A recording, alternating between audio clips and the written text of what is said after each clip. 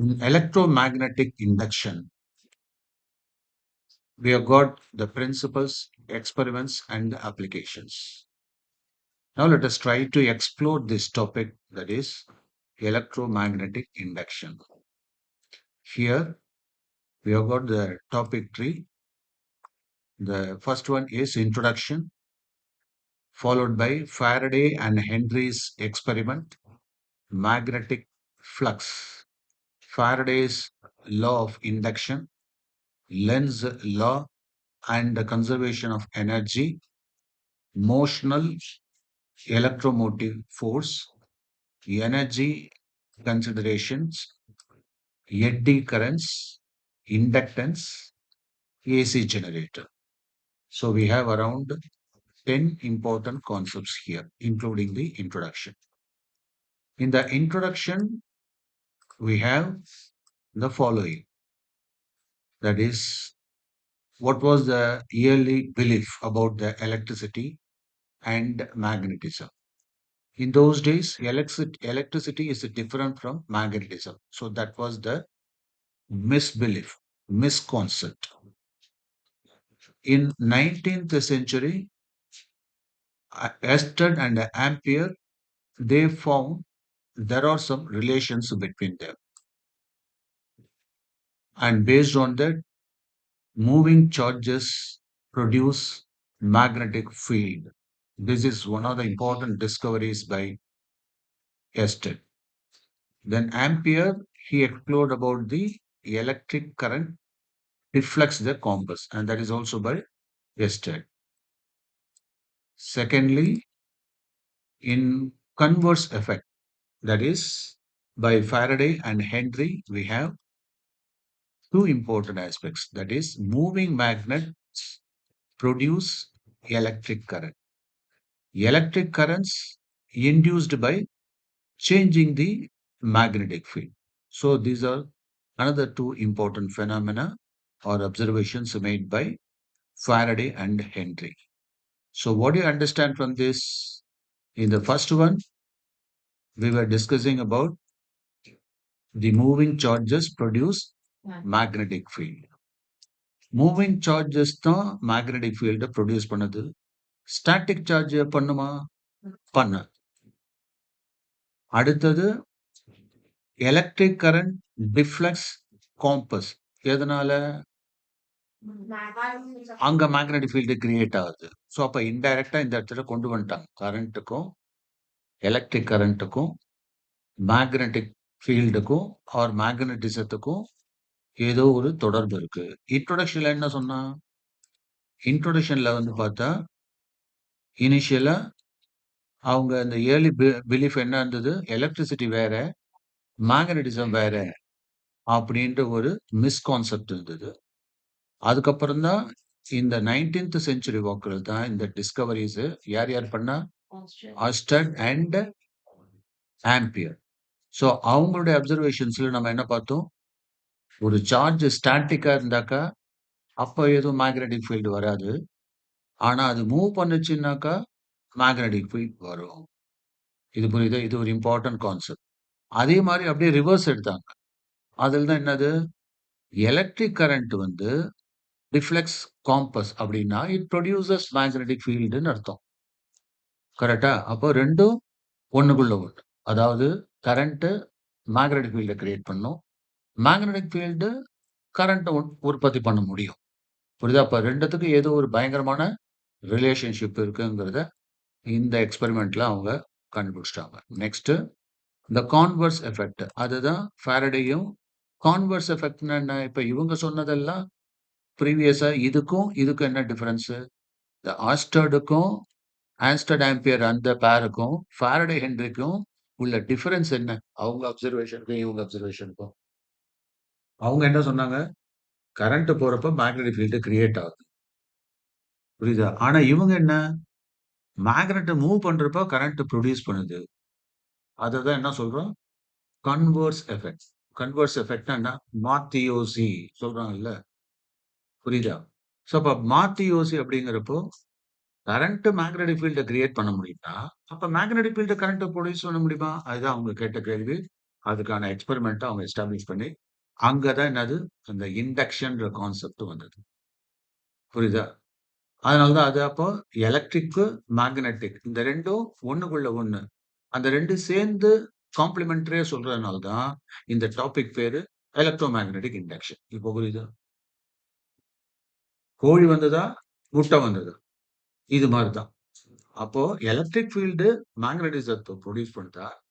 Magnetic field எலக்ட்ரிசிட்டிய produce பண்ணுதா? 2ம் என்னது ஹேண்ட் இன் ஹேண்ட் போயிட்டு. புரியுதா அப்போ?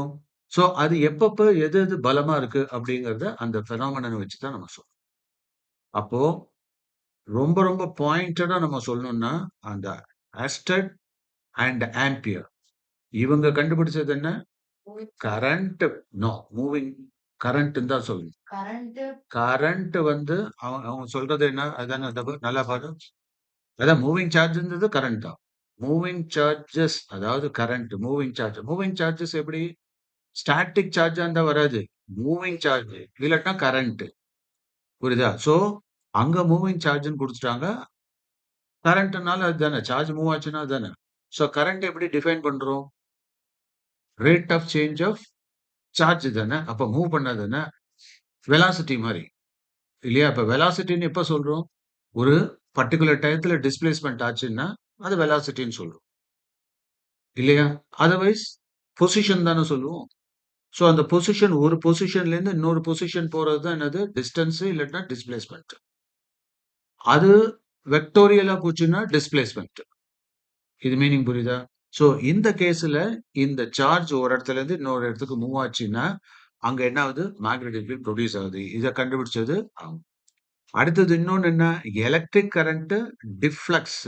என்னது? காம்பஸ்ன்னா, அப்ப மேக்னெட்டிக் ஃபீல்ட டிஸ்டர்ப் பண்ணியிருக்குன்னு அர்த்தம். அதனால எலக்ட்ரிக் கரண்ட் மேக்னெட்டிக் ஃபீல்ட கிரியேட் ஆயிடுச்சுன்றது கன்ஃபார்மா ஆயிடுச்சு. இப்ப இந்த கேஸ்ல அப்படியே ரிவர்ஸ் பண்ணாங்க. என்ன பண்ணியிருக்காங்க? இங்க தான் அந்த இண்டக்ஷன்ற கான்செப்ட் வருது. இதுல என்னது? ஹென்ரியும், ஃபாரடேயும் சொன்னது என்ன?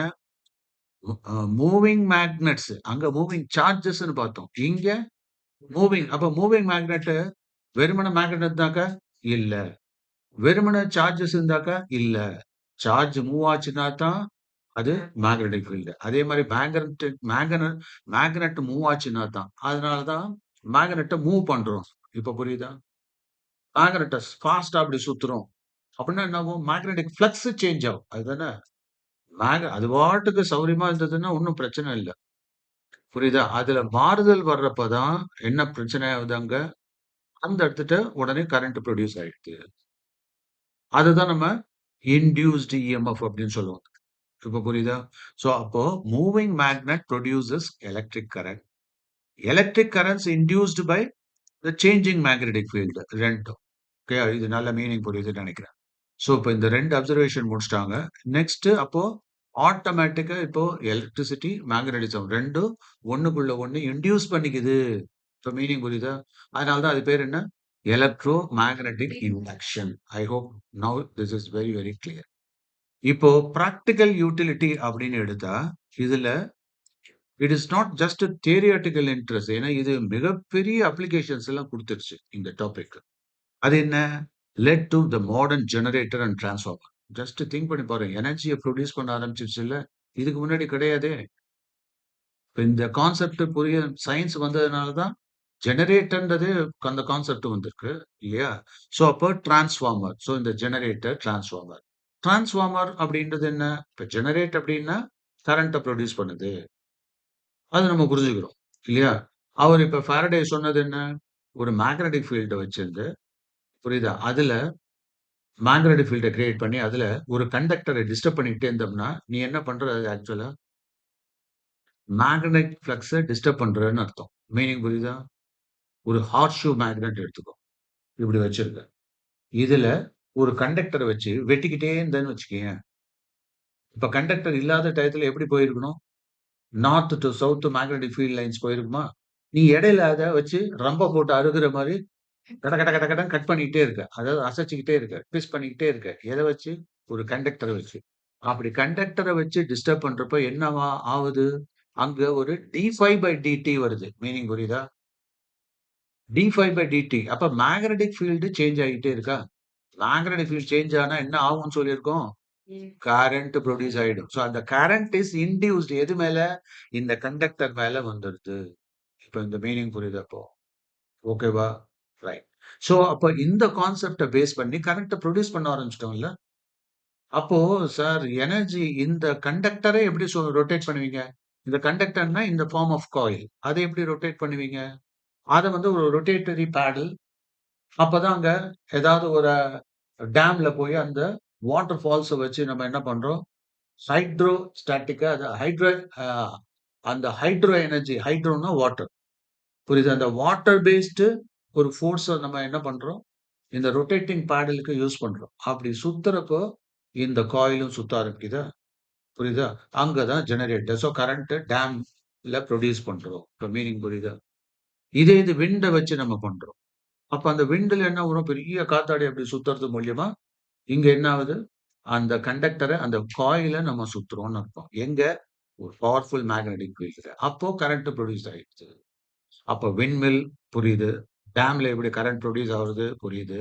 அப்போ ஒரு மெக்கானிக்கல் ஆக்ஷன வச்சு நாம என்ன பண்றோம்? ஒரு கரண்ட் எனர்ஜிய புரொடியூஸ் பண்ணிடுறோம். இதுக்கு தேவை என்ன? ஒரு ரொட்டேஷன். அவ்வளவுதான். சோ அப்ப இங்க என்ன நடக்குது? Mechanical energy is converted into electrical energy. That is என்னது? Possible only with the help of this Faraday's law. இங்க தான் ஃபாரடேஸ் லா அப்ளை ஆகுது. இப்ப மீனிங் புரியுதா? சோ அப்ப அந்த d∅/dt அது என்னது? எவ்வளவு நம்பர் ஆஃப் காயில்ஸ் உள்ள போட்ட, அப்ப n number of turns of coil. அத பேஸ் பண்ணி கரண்ட் நெறைய வரும். எவ்வளவு ஸ்பீடா சுத்துன அத பேஸ் பண்ணி. So d∅/dt. இப்ப மீனிங் புரியுதா? சோ இந்த சுத்துற அப்படிங்கிறதுனால என்னது? அங்க ரொட்டேட்டிங் ஆங்கிள் தீட்டாங்கிறது இங்க வந்துருது. புரியுதா? சோ அப்ப நம்பர் ஆஃப் டர்ன்ஸ் ஆஃப் காயில பேஸ் பண்ணி எவ்வளவு டர்ன்ஸ் சுத்துறோம் இல்லையா? அது ரொம்ப முக்கியம் இல்ல. அதுக்கு அடுத்தது அந்த ஃபை சேஞ்சஸ். ஃபைனா என்ன? R theta. தீட்டா அந்த சேஞ்சஸ் அந்த ஆங்கிள் சேஞ்சஸ் வருது. புரியுதா? எந்த ஆங்கிள் அது? மேக்னெட்டிக் ஃபீல்டுக்கும் என்னது? அப்போ அந்த ஃபீல்ட் சேஞ்ச தான் நம்ம ஐ மீன் அந்த ஆங்கிள் சேஞ்ச தான் நம்ம இங்க கொண்டு வரோம். சோ அதுவும் ரொம்ப முக்கியமானது. ஓகேவா? சோ அதெல்லாம் பேஸ் பண்ணி தான் நம்ம மாடர்ன் ஜெனரேட்டர். டிரான்ஸ்ஃபார்மரோட கான்செப்ட் என்ன? டிரான்ஸ்ஃபார்மர் இப்ப நான் சொன்னேன்ல செல்ஃப் இண்டக்ஷன். ஒரு காயில் எடுத்தோம் அப்படின்னா, சாதாரணமா ஒரு ராட் போச்சுன்னா, அத சுத்தி சிமெட்ரிக்கா பெர்பெண்டிகுலரா என்ன ஆகுது? மேக்னெட்டிக் ஃபீல்ட் கிரியேட் ஆகுதுன்னு தெரியுது. அது அப்படி சுத்தி வளைச்சு காயிலா போச்சுன்னாக்கா, அந்த இடத்துல மேக்னெட்டிக் ஃப்ளக்ஸ் கிரியேட் ஆகுது. இல்லையா? சேஞ்சஸ் வருது. அப்ப மேக்னெட்டிக் ஃப்ளக்ஸ் சேஞ்சஸ் வந்தது அப்படின்னாக்கா, காயில் தானே. டைரக்ஷன் மாற, மாற கரண்டோட டைரக்ஷன் மாற, மாற நாம தான் படிச்சிருக்கோமே. Right hand rule, left hand rule இதெல்லாம் படிச்சிருக்கோம் இல்லையா? அப்ப கரண்ட் டைரக்ஷன் மாறுச்சுன்னா, மேக்னெட்டிக் ஃபீல்ட் டைரக்ஷனும் மாறும். மேக்னெட்டிக் ஃபீல்டோட ஸ்ட்ரெங்த்தும் மாறும்ல. அப்ப மாற, மாற அந்த இடத்துல d∅/dt சேஞ்ச் ஆயிடுச்சுனாக்கா, செல்ஃப் இண்டக்ஷன் தன்னைத்தானே கரண்ட்ட இன்டியூஸ் பண்ணிக்குது. இப்ப மீனிங் புரியுதா? அப்போ இந்த ஒரு காயிலுக்கு இந்த செல்ஃப் இண்டக்ஷன்னா, பக்கத்துல இன்னொரு காயில் வச்சேன்னா, அங்க என்ன ஆகும்? இந்த காயிலோட இண்டக்ஷன் செகண்டரி காயிலுக்கு போகும். செகண்டரி காயில் போனா அதுவும் காயில் தானே. அங்க உள்ள இண்டக்ஷன் இதுக்கு வரும். அததான் நம்ம என்ன சொல்றோம்? மியூச்சுவல் இண்டக்ஷன்றோம். சோ இந்த மாரி பிரைமரி காயில், செகண்டரி காயில் சேர்ந்த ஒரு செட்டப்ப தான் நம்ம என்ன சொல்றோம்? டிரான்ஸ்ஃபார்மர்ன்னு சொல்றோம். அப்ப டிரான்ஸ்ஃபார்மரோட கான்செப்ட் என்ன? டிரான்ஸ்ஃபார்மர் வந்து 2 விதமா சொல்லுவோம். Stepping up transformer, step down. So step up transformer, step down transformer. So step up டிரான்ஸ்ஃபார்மர்னா என்ன ஆகும்? லோயர் எனர்ஜிய ஹையர் எனர்ஜியா எடுத்துட்டு போகும். ஸ்டெப் டவுன்னாக்கா ஹையர் வோல்டேஜ லோயர் வோல்டேஜா கன்வெர்ட் பண்ணும். இது மீனிங் புரியுதா? இப்ப நமக்கு கல்பாக்கத்துலேருந்து வருது. நேரடியா அவ்ளோ எனர்ஜிய கொண்டு வந்து எலக்ட்ரிக்கல் எனர்ஜிய கொண்டு வந்து நம்ம வீட்ல விட்டா தீஞ்சு போயிடும். புரியுதா? அப்ப நம்ம என்ன டைப் ஆஃப் டிரான்ஸ்ஃபார்மர் யூஸ் பண்றோம்? ஸ்டெப் டவுன் டிரான்ஸ்ஃபார்மர யூஸ் பண்றோம். அப்ப அங்கங்க கிரிட் மாரி வைக்கிறாங்க. புரியுதா? அதுக்கப்புறம் எங்க வீட்டுக்கு வந்தோனே, வீட்டுக்கு வந்தோனே ரொம்ப டல் ஆயிடும். மைல்டால இருக்கும். இப்ப இந்த ஃபிளாட்ஸ்க்கு 10 வீடு இருக்கு. எல்லாத்துக்கும் பண்ணணும்னா, அங்க என்ன பண்றோம்? ஸ்டெப் அப் டிரான்ஸ்ஃபார்மர் வைக்கிறோம். இப்ப மீனிங் புரியுதா? Step step down, step up. So இதுதான் பிராக்டிகல் யூட்டிலிட்டியா நம்ம இந்த லெசன்ல படிக்கிறோம். இது எல்லாமே இன்ட்ரோடக்ஷன் எவ்வளோ இம்பார்ட்டன்ட் பாத்தியா? அடுத்தது ஃபாரடேஸ் லா, ஹென்ரிஸ் லா. சோ அது பேஸ்ட் ஆன் எக்ஸ்பெரிமென்ட் தான். சோ ஃபாரடே இந்த இடத்துல அந்த மேக்னெட் அண்ட் காயில வச்சு தான் அவர் எடுத்துட்டு வந்தார். அதுல north pole pushed towards coil. அப்போ அந்த கால்வனோமீட்டர் டிஃப்ளெக்ஷன் தெரியுது. அதே மாதிரி deflection last only during motion இல்லையா? இந்த டிஃப்ளெக்ஷன் எப்ப இருக்கு? மோஷன் இருக்கிறப்ப தான் இருக்கு. அது நின்னோன டிஃப்ளெக்ஷன் இல்ல. So these were the observations that they made from the magnet and coil experimentல இல்லையா? அடுத்தது மேக்னெட் ஸ்டேஷனரியா இருந்தாக்கா நோ டிஃப்ளெக்ஷன். தென் மேக்னெட் புல்ட் அவே அப்படின்னாக்கா அந்த இடத்துல டிஃப்ளெக்ஷன் இஸ் ஆப்போசிட் டைரக்ஷன். அப்போ ஒரு காயில் இருக்கு. காயிலுக்குள்ள மேக்னெட்ட உள்ள விட்டா ஒரு டைரக்ஷன்ல கரண்ட் போகும். வெளியில இழுத்தா ஆப்போசிட் டைரக்ஷன்ல போகும். அதுதான் இங்க சொல்ல வரோம். என்னது? Magnetic magnet pulled away from the coil அப்படின்னா என்ன? Deflection is opposite direction. Pushed இன்சைட்னாக்கா ஒரிஜினல் டைரக்ஷன். புரியுதா? So south pole movement opposite deflections. அதே மாதிரி இந்த புல் அண்ட் புஷ் இருக்குல்ல, இத ஃபாஸ்ட்டா பண்ணன்னு வச்சுக்க. அதுக்கு தகுந்த மாரி லார்ஜர் டிஃப்ளெக்ஷன் இன் கரண்ட் இருக்கு. அப்ப அத பேஸ் பண்ணி எவ்வளோ ஸ்பீட்ல பண்ற, இதெல்லாம் பண்ணி பார்த்துருக்காங்க.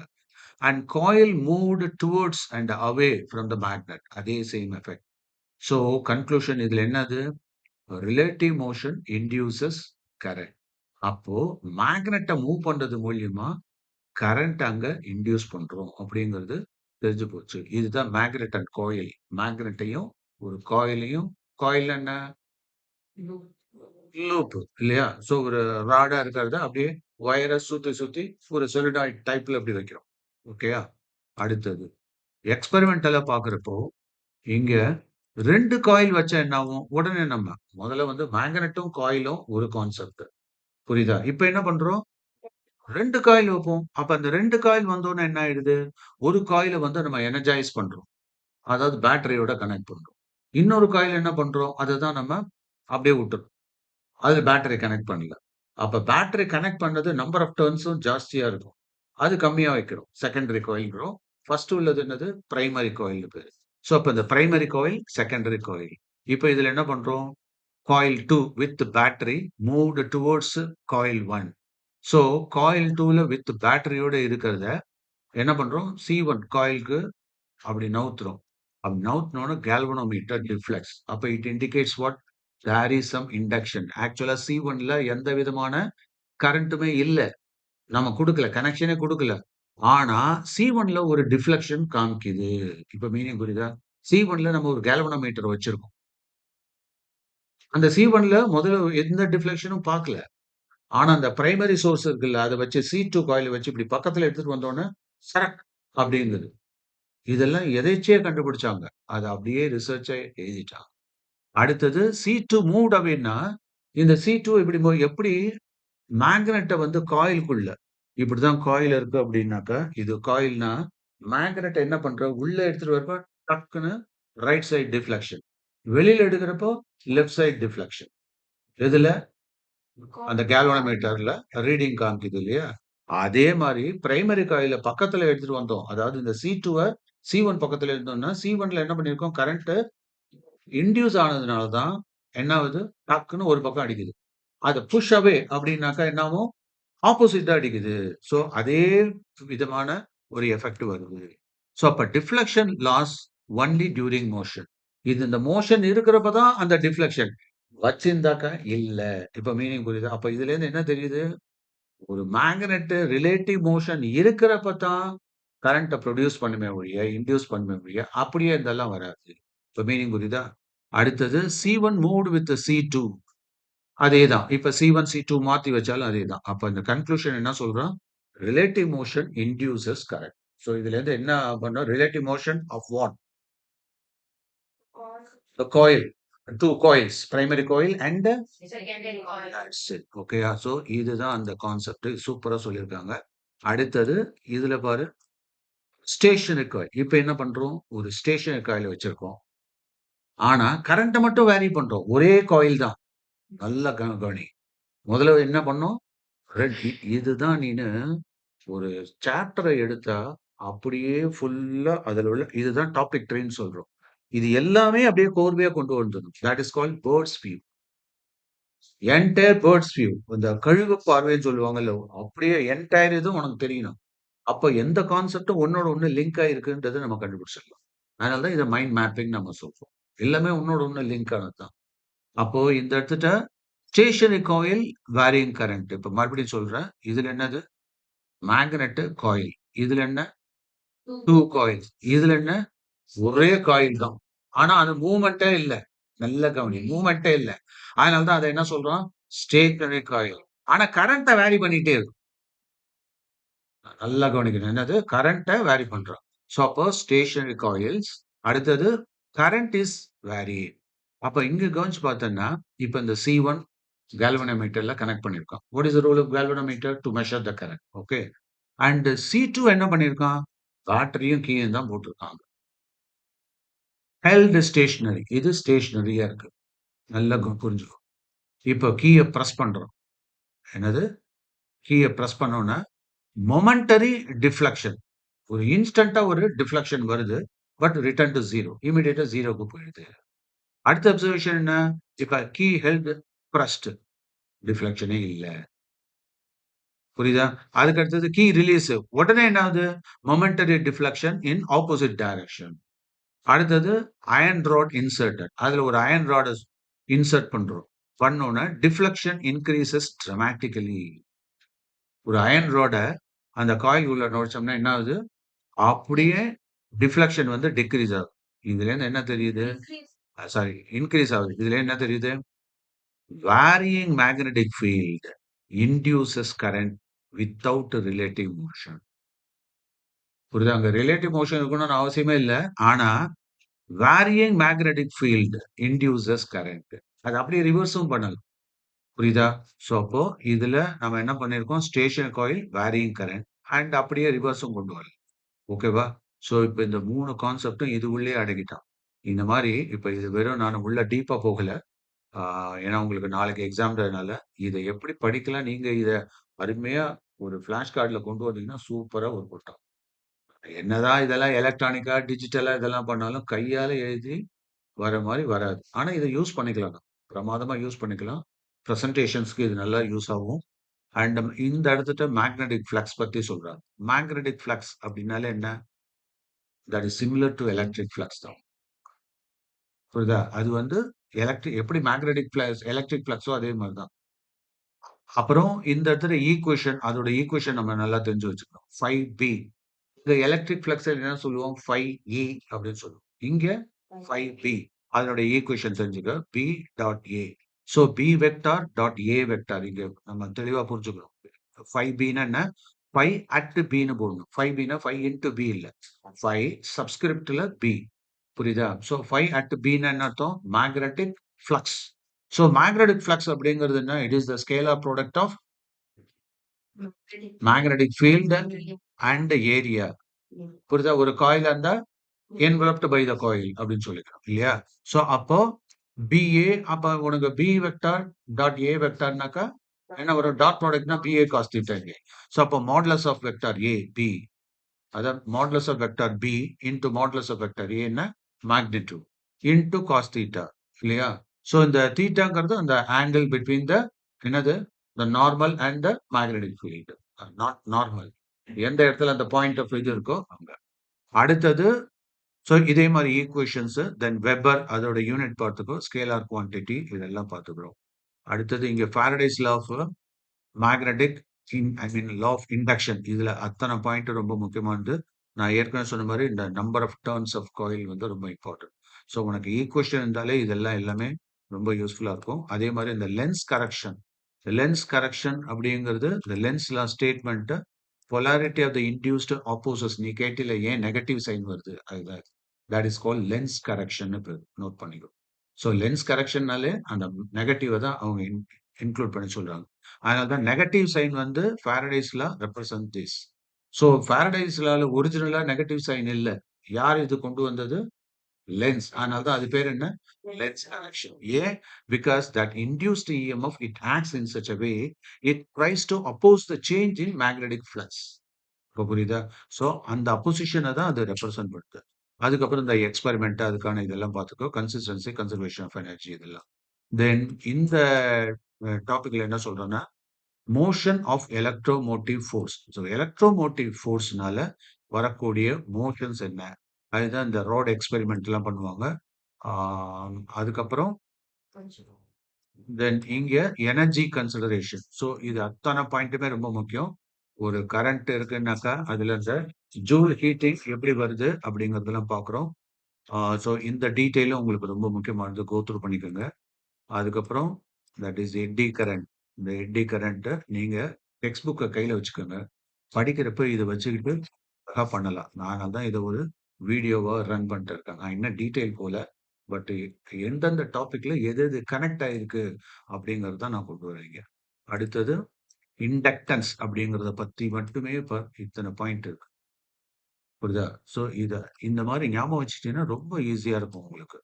அதுக்கு அடுத்தது இண்டக்டன்ஸோட யூனிட் என்ன? Henry. Very good. So last டாபிக்கா இந்த இடத்துல ஏசி ஜெனரேட்டர் அப்படிங்கிறத பேசிக்கா சொல்றான். ஸோ இது என்னதான் இந்த மாதிரி டாபிக் கீழ படிச்சாலும், பட் டயகிராமேட்டிக்கா படிக்கிற மாரி வராது. ஸோ டயகிராமும் கூட கூட சேர்ந்து அதோட டெக்ஸ்ட் புக்கோட சேர்ந்து படிச்சீங்கன்னாக்கா பெர்ஃபெக்ட்டா இருக்கும். ஓகேவா?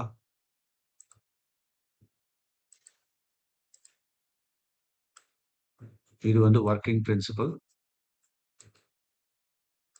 தென் energy resource sources for rotation. அதுதான் நான் இப்ப சொன்னேன். Hydro electric generator. வாட்டர யூஸ் பண்ணி பண்ணா அது பேர் என்ன? Hydro electric generator. தெர்மல யூஸ் பண்ணி பண்ணா என்ன? அடுத்தது நியூக்ளியர் பவர் ஜெனரேட்டர். அப்புறம் ஏரையும் யூஸ் பண்ணி பண்றோம். புரியுதா? அதாவது விண்ட். அங்க விண்ட் ஜெனரேட்டரா மாறுது அது. அடுத்தது கமர்ஷியல் ஜெனரேட்டர்லாம் என்னென்ன பண்ணுது? ஒரு ஃப்ரீக்வென்சி ஆஃப் ரொட்டேஷன். அத இந்தியால எவ்வளோ? 50 ஹெர்ட்ஸ் குடுக்குறோம். அண்ட் யுஎஸ்ஏல 60 ஹெர்ட்ஸ் அப்படின்னு குடுக்குறாங்க. ஸோ இந்த டாபிக் தான் என்னது? தட் இஸ் இப்ப இதுல ஞாபகம் இருக்க வேண்டியது உனக்கு இதுதான். தட் இஸ் எலக்ட்ரோ மேக்னெட்டிக் இண்டக்ஷன்ல இந்த டாபிக் 3 பக்காவா உனக்கு ஞாபகம் இருக்கணும். இத அப்படியே ஒரு அக்ரோனிம் மாரி போட்டு வச்சுக்க. நிமோனிக் மாரி போட்டு வச்சுக்கோ. ஸோ நிமோனிக் மாரி போட்டு வச்சுட்டீங்கன்னா, உனக்கு அப்படியே சொல்லத் தெரியும். எதையும் மிஸ் பண்ண மாட்ட. ஓகேவா? ரைட்.